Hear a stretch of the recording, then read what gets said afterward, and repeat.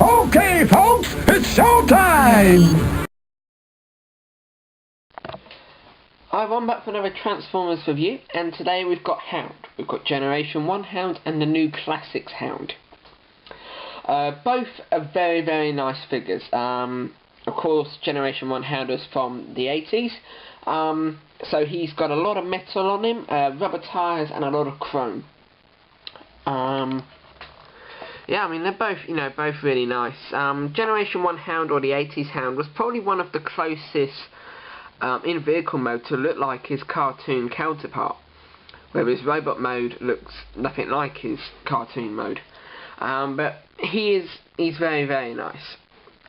This guy is the Tataka book collection, so he's the one who comes in the white boxes.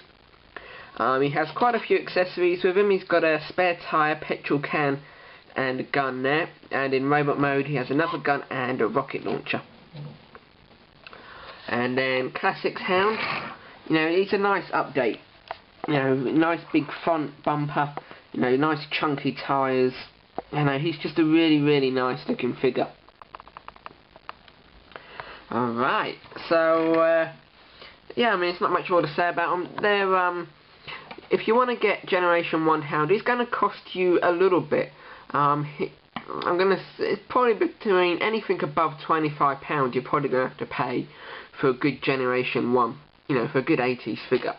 I mean, even the book reissue, I think I paid about £30 for. And of course, well, Hound is, Universe Hound is only like £10, but yeah, so he's really nice to have in the collection, and he does look good, especially in vehicle mode. He looks good with all of the others, especially next to Cliff Jumper. Okay, so on to the transformations. We'll do Generation 1 Hound first. I'm going to take off all of his accessories. So, there's a little petrol can, and his spare tyre. Fold his seats down, and then pull that back so they become his feet. And then you just want to pull front of the car back, and then these little bits on the side, you want to just flip them down. The only thing is, with this figure, he has a lot of stickers on him, but mine are not that good quality, and a lot of them are in the way of his actual transformation. So when you are transforming him, they just get in the way, and they peel off a lot. So it's best probably, it's mainly all these bits around his legs. So maybe it's best probably not putting those ones on. They're just going to get ruined. But there is Hound. He comes with this huge, huge gun. So big that he can't actually lift his arm up. So if I just get that in there like so. That's as far as he can position his gun. And then his rocket launcher. It just clips to the side of him there. There we go. So there is Generation 1 Hound.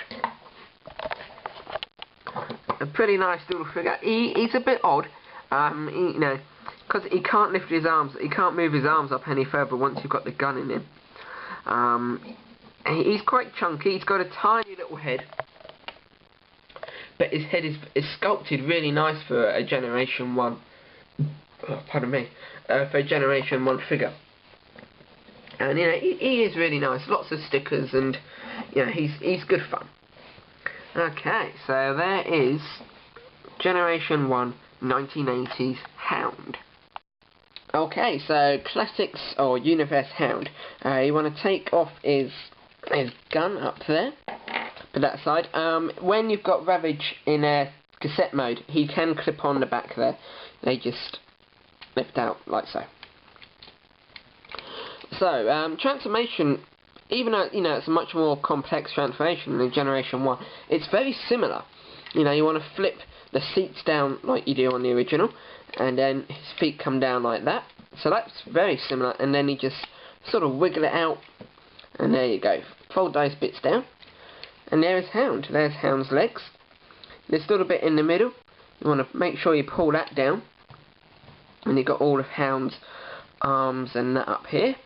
I'm going to pull them out, And just position those like so, and then the same on that. So you should have something that looks like that. Then you want to put his front wheels down so, like that, and then holding the back windscreen, you want to just pull it down like so, and then it should just clip into place. You want to do a little bit of fiddling around, and then you just want to position the back wheels however you want them to be positioned. The front bumper does fall off quite a bit, as you can see, so I'm just going to have to glue that bit back in. Just glue it in, and then his little arms, his little hand side, and the normal just little folded away bits.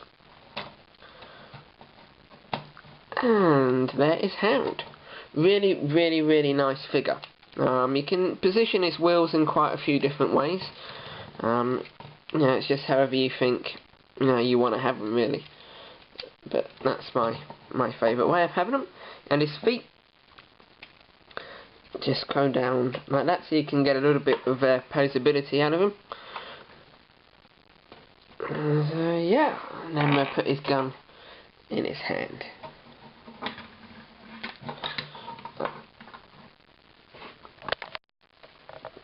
And that is Classics Hound. Really, really nice figure. I've been waiting for this guy for ages, and I'm so happy that Hasbro finally made him. The camera's not that good, but he has a really, really nice head sculpt. It is bright blue eyes and great light pipe, and they really shine up well.